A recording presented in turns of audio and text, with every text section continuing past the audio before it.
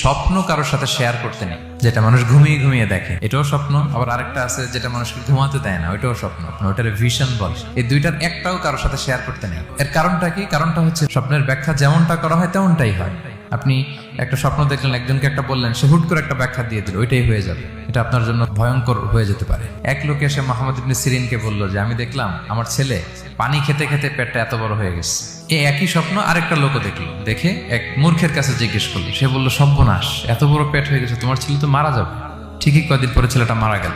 আর একই স্বপ্ন দেখে এই লোক মুহাম্মদ ইবনে সিরিনকে জিজ্ঞেস করেছিল, উনি বলেছেন যে তোমার ছেলে তো অনেক বড় আলেম হবে। ঠিক তাই হয়েছে, ওই ছেলে অনেক বড় আলেম হয়েছে। এই ভিশনও শেয়ার করা যাবে না কারোর সাথে। বিশাল বড় একটা কিছু প্রজেক্ট নিছেন, শুরু করার আগে আপনি বলে ফেলছেন, শেষ, আর এটা হবে না। দেখবেন যে এখান থেকে কনস্পিরেসি, ওইখান থেকে শত্রুতা, ওইদিকে এটা করছে ওইটা করছে, আপনি আর আগাতেই পারবেন না। সো স্পেশালি যদি কোনো ভালো স্বপ্ন দেখেন, এট দ্য সেম টাইম খারাপ স্বপ্ন যদি দেখেন, এটা আপনি শেয়ার করবেন না কারোর সাথে। কারণ স্বপ্ন এটা কেবলমাত্র মন মস্তিষ্ক প্রসূত কোনো বিষয় না।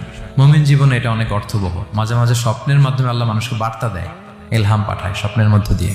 যার জ্ঞান নেই বা ব্যক্তিগত জীবনে পাপী, ভালো মানুষ নয় বা হিংসুক টাইপের, এদের কাউকে আপনার কখনো স্বপ্ন শেয়ার করবেন না। ভালো স্বপ্ন দেখলে শুকরিয়া করবেন আল্লাহর, আলহামদুলিল্লাহ, আল্লাহ কবুল করো।